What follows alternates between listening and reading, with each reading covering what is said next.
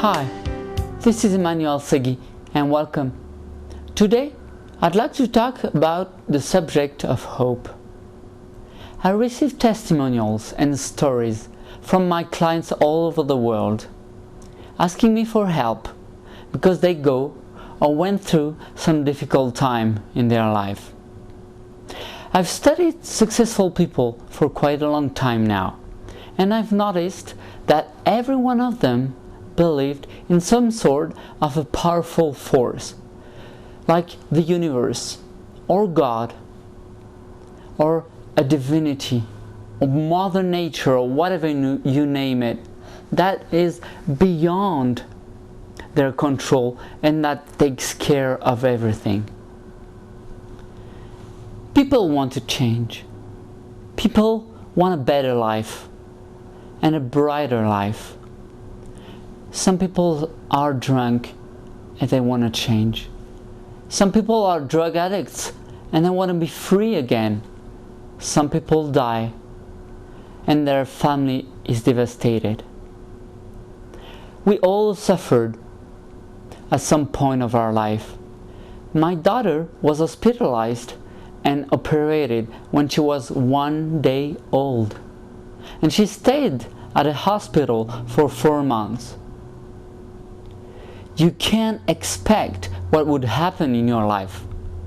During these 4 months, I prayed and I hoped that my daughter would survive.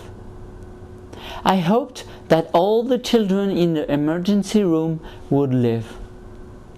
I have hope that alcoholics would be free again. I have hope for a better and perfect world. I have hope that God is in control, and I have hope of God being a God of miracles. And I have hope that all of us, we can have a high and healthy self-esteem to live an extraordinary life. I have hope. Today, I received an email, tragic email, and it reads, "One of my students just told me a very sad story that he and his families are going through. Apparently, his 3-year-old cousin drowned in the family swimming pool and the family is devastated. The mother is still in the hospital for depression and has attempted suicide. The father is at home not wanting to do anything. The family is truly suffering. I had a cousin that died at the age of 20. God, Spirit, the universe is in control, and I have hope that this family will say that too." That brought me to a reflection about death. Oh, I don't want to scare you. That's not my intention. But why not consider the following questions? This is the questions I ask myself from time to time. Emmanuel, if you had 6 months to live, what would you do that would drastically change your life?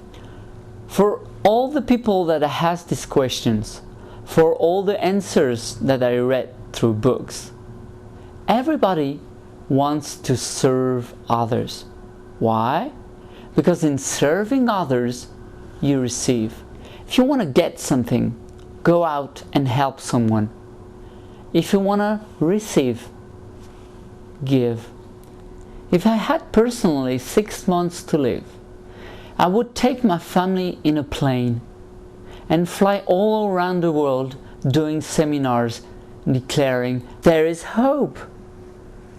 Another question you can ask yourself: if you had a magic wand, just right there, if I gave you a magic wand and you can do just one wish, what dream would you dare to dream if you knew you could not fail?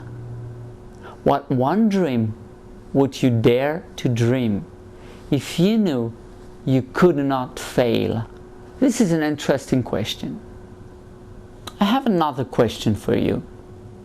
If you knew that tomorrow, when you wake up, a miracle would happen in your life, what miracle would you want it to be?